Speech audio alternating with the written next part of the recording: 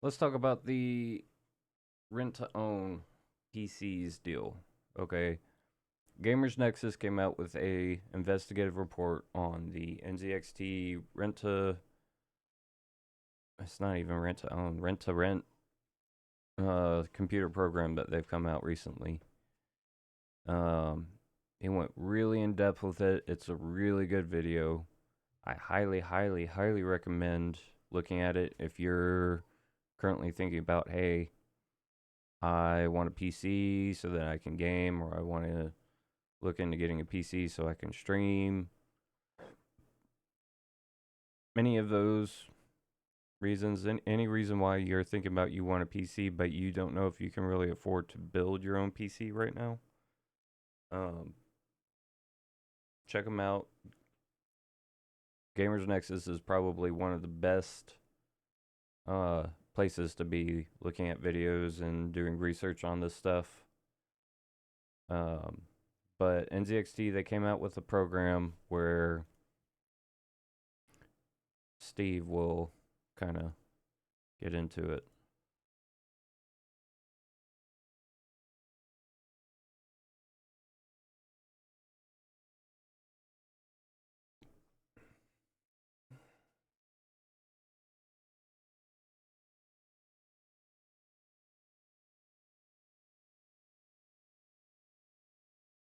Let's see if we can find some more.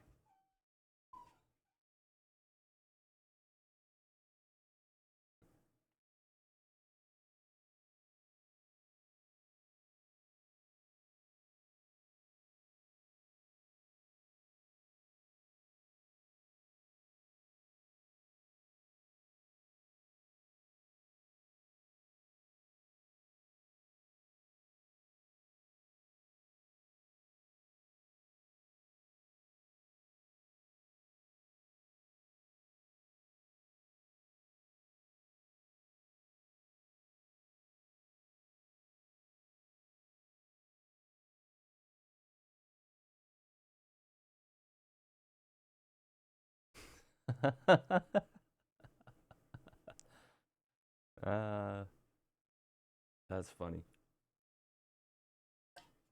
I mean, that sucks for the people that got fired, but that was a funny, that was a funny take on it.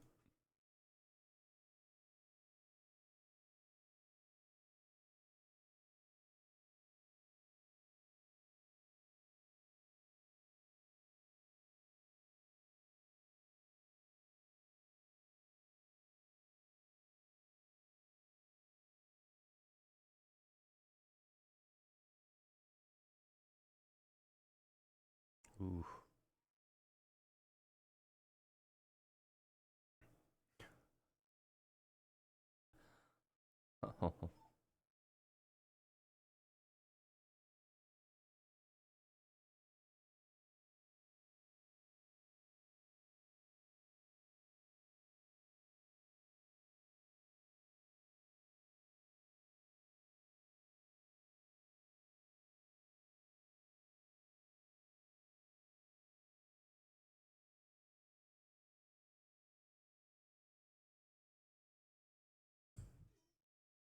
Oh man.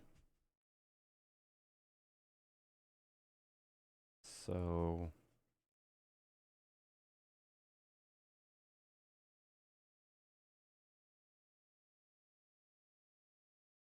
subscribe is the way they don't put rent to own. It's a subscription. Okay. And it's the same one. They add the flex. Why? With the same reviews.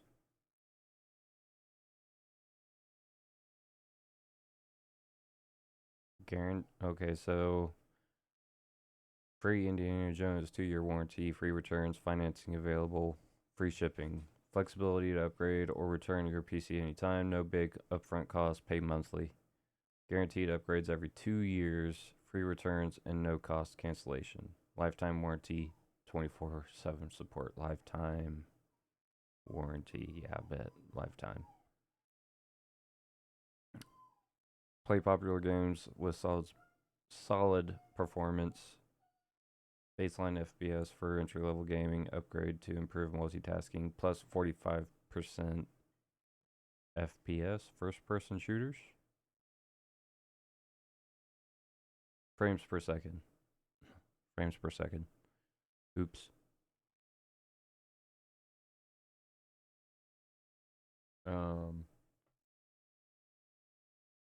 And then we look at the specs. Intel Core i5 13400, NVIDIA GeForce 3050, 16 gigs RAM, and 1 terabyte of M2 SSD.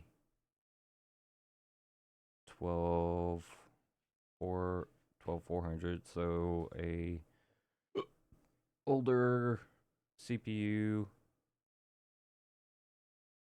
RAM that runs a bit slower, and 500 gigs less of SSD. So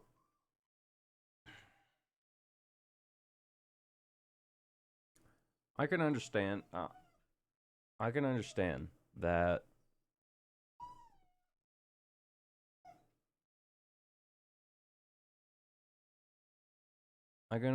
that the hold on.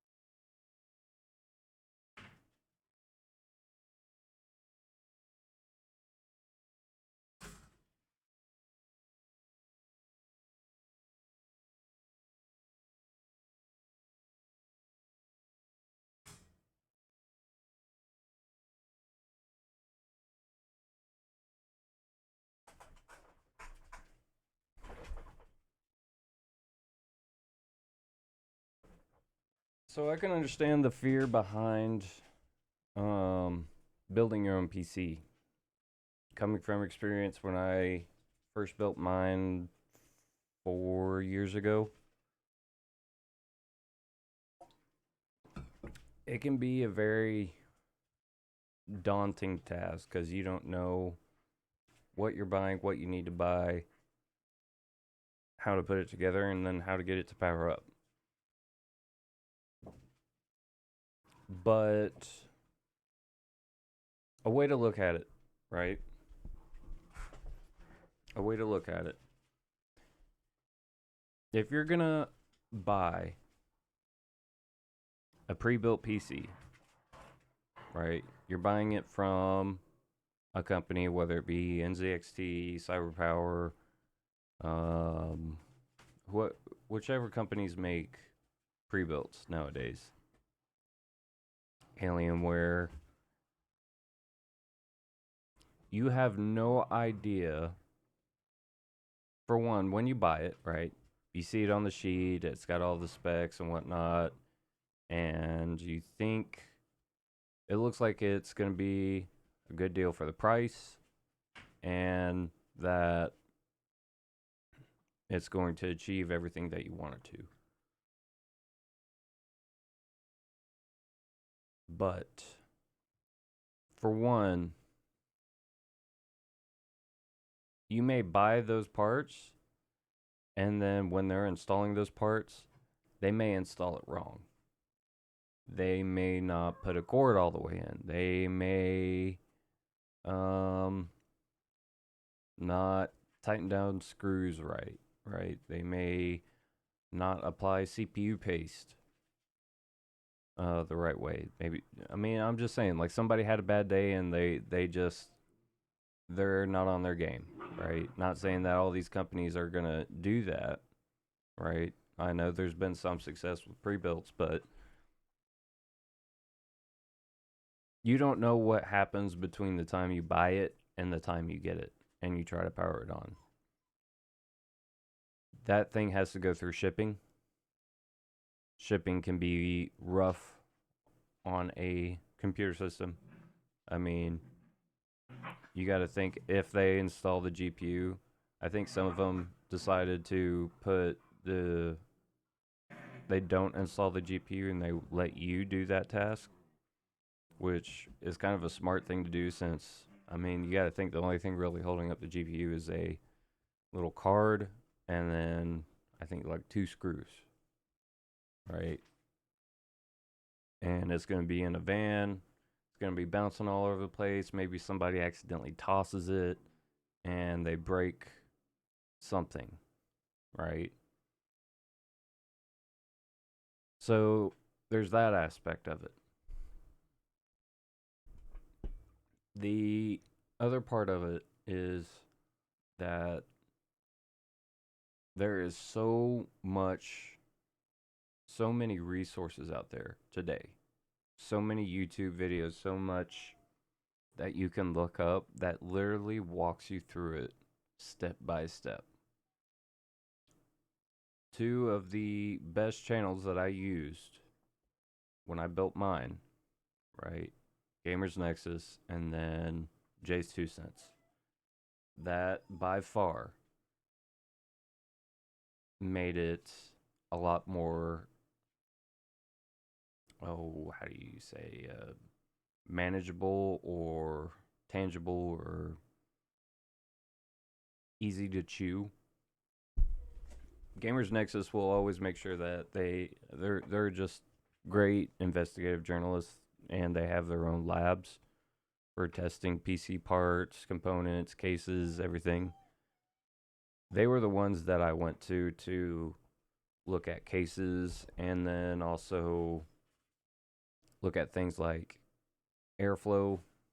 So whenever I built my PC, I cared less about aesthetics and more about longevity. So I aimed to get the most airflow that I could out of a case. I didn't care about RGB.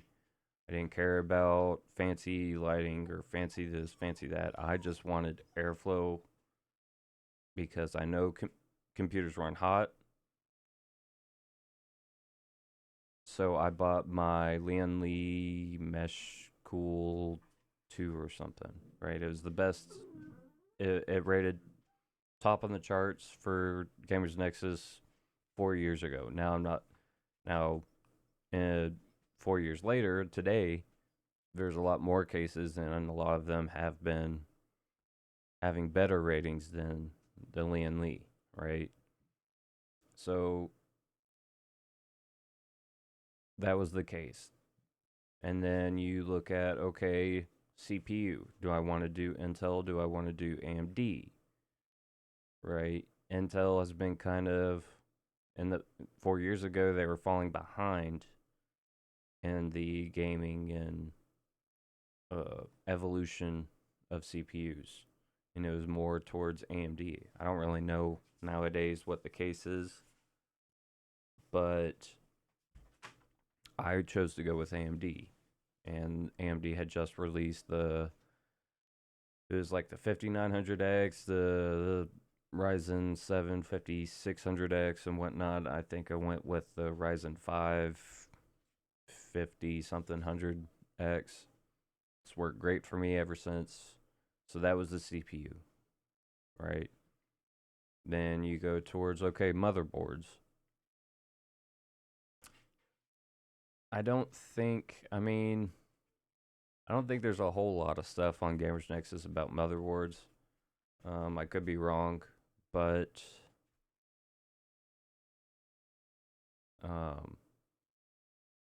motherboards is just something that you really gotta think about. And the thing about motherboards is if you're gonna do an Intel CPU, you gotta have an Intel motherboard. If you're gonna do an AMD motherboard. So it kind of it narrows you down and makes it more manageable. And then you just think of, okay, so they got some motherboard stuff going on. Um, Steve is Steve is hardcore when it comes to all of his videos. He's awesome. Um, but things to think about with your motherboard. Um, Slots. So GPU slots, SSD slots. If it's AM4, AM5, that would relate more towards your chip. And then the if it's Wi-Fi built in, if it's not, those are the things you're going to look at with your motherboard. So that kind of covers your case, your CPU, your motherboard. Now you move on to, okay, RAM, right? Now the thing with a lot of RAM, if I remember right, I could be wrong, they have certain speeds to them, I think. It's been a long time since I looked into this stuff, y'all. But I will create a comprehensive list so that if any of you are looking at it, you can check it out. I'll post it on my Discord or my Reddit. But the thing with computers, you got the people that overclock their computers, and then you got the people that don't. I am not somebody that overclocks my computer. I don't feel like putting unnecessary wear and tear on my computer for whatever reason. I just keep everything as base as possible. I don't feel a need to overclock because I'm looking at making it last longer. And I feel like if you overclock it, you're more than likely, you could cause issues that make it last less longer. So with RAM, I mean, in today's standards, I think you want at least a minimum of 32 gigs of RAM. More would future-proof you. Always think about future-proofing. Then you move on to your GPU, right? Your GPU,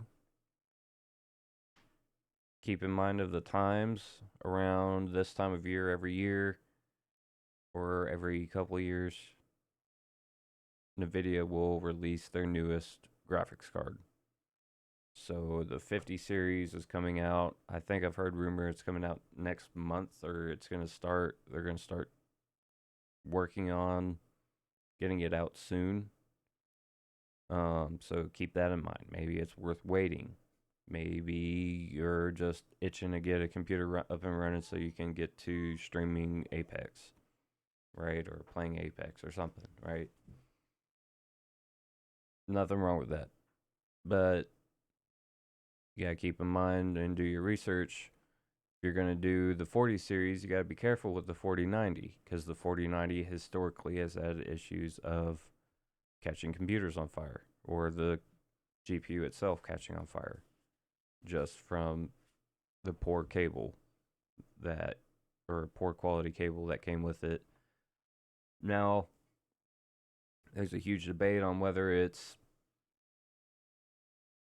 the cable's bad or people are just not plugging it in all the way. I don't really know. It's a big risk because that's a lot of money. It's a lot of money to me. I would not try to tempt that tiger if it was me. Um so but if you're comfortable with it, then you get a 4090. If not, and you want to hit more midline, your 4070s are going to be more of your midline, a little bit cheaper, a little bit more easy to afford. Your mid to higher line is going to be your 4080s. It's going to give you a little bit of future proofing, make it a little bit easier to run things. If you're going to be streaming, I mean, I'm running on a 2080 Ti. Yeah, 2080 Ti. And I mean, I've run Elden Ring while streaming. I've run all sorts of things. Before I had the 2080, I was using a 2060 Super, and I was running Apex and stuff with it. It's not You're not gonna have the best experience. Okay, it's gonna be rough. It's gonna be choppy. Even now with my 2080 Ti, I'll be midstream, and I mean you can look at it in my recent VODs, and there will be lag. I doubt it's the internet because I have Starlink, but I mean it's a give and take. If you're gonna try and stream and play a game, you're gonna have to lower your settings. You're gonna have to account for that load you're gonna put on your GPU just from trying to streaming OBS. You're gonna be using a lot of NVENC. I'm still learning when it comes to it. I haven't quite figured it out. Maybe there is a setting or two that I have that are causing issues. But generally, like Elden Ring, I had no issues playing it, and I streamed it at 1080 or 1920 1080, and played it at 1920 1080. You know, it's you want to be able to see it in all of its beauty, but at the same time, if you want to content create, you're gonna have to you're gonna have to lower those textures. You know, you're gonna have to lower the shadows. You're gonna have to lower those volumetric clouds and whatnot. It's not gonna be as pretty, but I mean, if you enjoy the game, you enjoy the game, regardless of the visuals. I think. Um, Now, once you figure out your GPU, the last thing you're gonna be really looking at, other than fans, is gonna be your PSU or your power supply. So when I was building mine, I went at it with the mindset of buy once, cry once, future proof it as best you can at the time, because during that time, it was damn near impossible to even get a GPU at a reasonable price. That's why I had the 2060 Super, right? Because that was the only thing you could buy at the time. The only thing. And so, even though I had the 2060 and whatnot, I decided at the time to buy I think it's like a 1,200 watt PSU from EVGA. And I figured if one day I decide I want to have a 4090 or something else, then I'll be good. You know, there won't be any issue. Um, so keep future proofing in mind. Be careful about, skimping on parts, because all you're going to end up doing is buying another part, and then you're just adding to the amount of cost that's going into your computer, especially if you plan on content creating. I mean, you got to keep in mind ROI, return on investment. I'm for my setup alone, I'm probably 10 grand in. Haven't made a cent back, and that's completely fine with me because I enjoy what I do. If I never make a penny back, that's fine. I still enjoy it. It's kind of the mindset I have with it. But you may be different. You may have different goals what in mind. You may have a different mindset with it. So just make sure you do your research. Don't fall for these rent to own scams and whatnot. You know, and the other thing I was going to get at was NZXT's response to the claims, right? Prepare yourself. Prepare yourself, y'all, for some corpo speak here. To the NZXT community, we've heard your concerns. We are aware of the recent claims made against us and are actively reviewing the situation. Rest assured, we are committed to addressing this thoroughly, and we will share an official statement soon. Thank you for your patience. as we work to provide clarity. And then, of course, you've got the X little context there. Some important context on the matter. NZXT has been called out by Gamers Nexus for predatory rental programs, anti-consumer practices, bait and switching on products, along with some other issues. Yep. Yep. So let's break down this. Let's break down this response from NZXT. We've heard your concerns.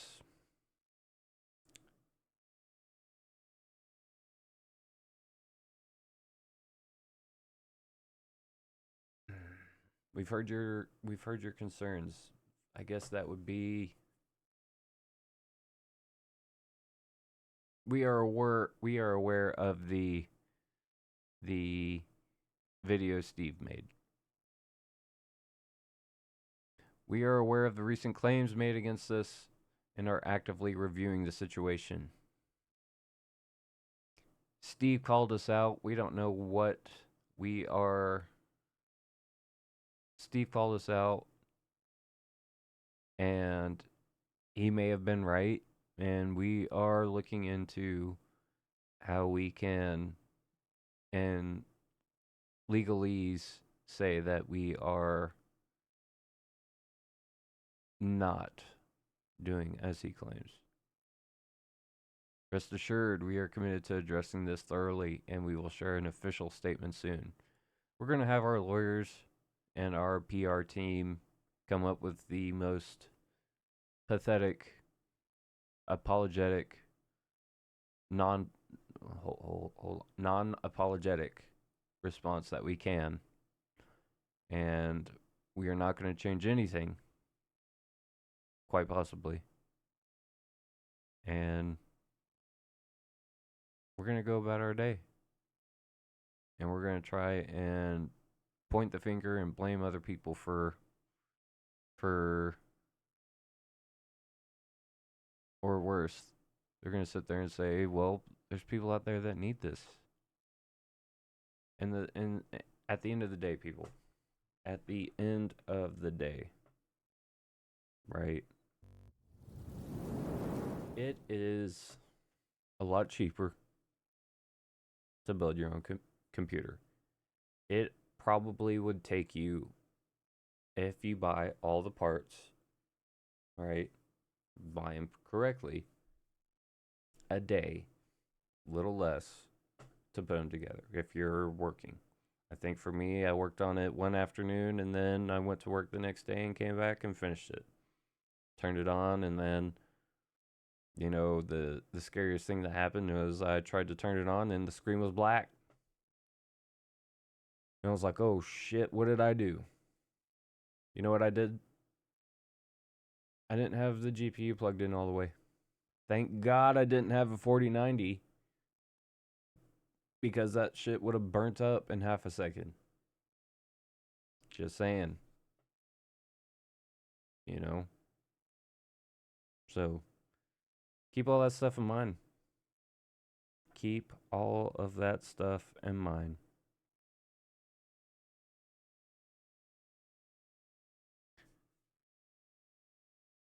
So, what does that leave us with? Dishwashers.